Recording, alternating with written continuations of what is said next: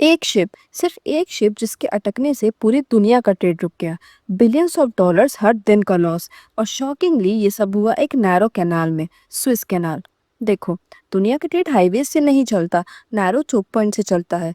और अगर ये चोक पॉइंट्स ब्लॉक हो जाए तो सिर्फ शिप्स नहीं रुकते, पूरी ग्लोबल इकोनॉमी ही हिल जाती है।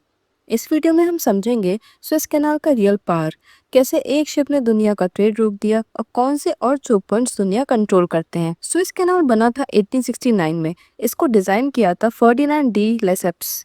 गोल सिंपल था, यूरोप और एशिया के बीच का डिस्टेंस कम करना। पर ट्विस्ट, शुरू में ये कैनाल फ्रेंच और ब्रिटिश कंट्रोल में था। फिर इजिप्ट के प्रेसिडेंट केमाल अब्देल नसर ने स्विस कैनाल को नेशनलाइज कर दिया। Result, Britain plus France plus Israel ने अटैक किया। ये था स्विस क्राइसिस। और यहीं से एक बात क्लियर हो गई, choke points equals to war triggers. Suez canal connect करता है Europe plus Asia directly. Without it ships को अफ्रीका का फुल राउंड लेना पड़ता है। मतलब time double, fuel cost high, delivery delay. Daily around 9 to 10 billion dollars trade यहीं से पास होता है। मतलब 12% ग्लोबल ट्रेड और 30% container traffic.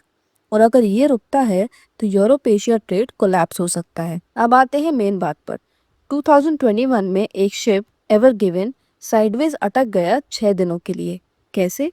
High winds, narrow canal, steering issue की वजह से। अब बस canal block. Result, 400 plus ships stuck, oil supply delay, global supply chain breakdown. एक ट्रैफिक जैम जो दुनिया का सबसे महंगा जैम बन गया। लॉस कितना हुआ? एक्सपर्ट्स के according 9 billion dollars per day loss. मतलब 50 बिलियन प्लस डॉलर्स का इम्पैक्ट। इसके चलते ऑयल प्राइसेस ऊपर, शिपिंग कॉस्ट ऊपर, प्रोडक्ट्स महंगे। इनडायरेक्टली आपका डेली लाइफ ही एक्सपेंसिव हो गया। स्विस अकेला नहीं है, दुनिया के कुछ और डेंजरस चोक पॉइंट्स भी हैं। सबसे पहले आता है स्ट्रेट ऑफ हॉर्मस। वर्ल्ड ऑयल का 20% यहीं से पास होता है। अगर ये ब्लॉक हुआ तो ऑयल क्राइसिस, जैसे अभी रिसेंट में आ रहे हैं मिडिल ईस्ट टेंशन से। ईरान के पास इसका कंट्रोल इन्फ्लुएंस है।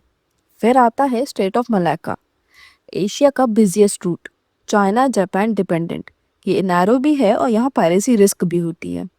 फिर आता है पनामा कैनाल, अटलांटिक और पैसिफिक का शॉर्टकट, यूएस ट्रेड के लिए critical. Recently water shortage issues भी आए यहाँ पर। कंट्रीज पावरफुल सिर्फ आर्मी से नहीं होती, रूट्स कंट्रोल करके पावरफुल होते हैं। अगर आप चोक पॉइंट कंट्रोल करते हो तो trade control, prices control, supply control, मतलब इकोनॉमी का ही रिमोट कंट्रोल आपके पास होता है। सबसे इंटरेस्टिंग पार्ट यही है, स्विस कैनाल पे इजिप्ट कंट्रोल करता है, पनामा कैनाल पे पनामा गवर्नमेंट, होमस पे ईरान प्लस गल्फ कंट्रीज का इन्फ्लुएंस है, और मलाक्का में इंडोनेशिया, मलेशिया और सिंगापुर का इन्फ्लुएंस है। तो reality, military power plus geography equals to real control.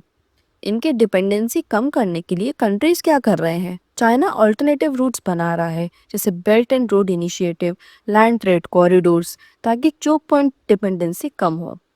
USA navy ensure करता है फ्री नेविगेशन, क्योंकि trade control equals to power control. कि रशिया आर्कटिक रूट डेवलप कर रहा है, फ्यूचर शॉर्टकट बन सकता है। अब आप सोच रहे होंगे इससे मेरा क्या लेना देना है? सिंपल, जब चोक पॉइंट ब्लॉक होता है तो फ्यूल महंगा, इलेक्ट्रॉनिक्स डिले और फूड प्राइसेस भी बढ़ जाते हैं। अब बात करते हैं कुछ फैक्ट्स की। स्विस कैनाल में लॉक्स नहीं है जैसे कि पनामा में। एक लार्ज शिप का वेट कभी कभी डेज तक होता है। ग्लोबल इंटरनेट केबल्स भी सेम रूट्स फॉलो करते हैं। मतलब चोक पॉइंट इशू से इंटरनेट डिस्रप्शन भी पॉसिबल है। एक शिप ने दुनिया को दिखा दिया कि ग्लोबल इकोनॉमी कितनी फ्रेजाइल है। रियल सवाल ये है, अगर कल हॉर्मज़ या मलक्का ब्लॉक हो गया तो क्या होगा? कमेंट में बताइए कौन सा चोक पॉइंट सबसे डेंजरस है।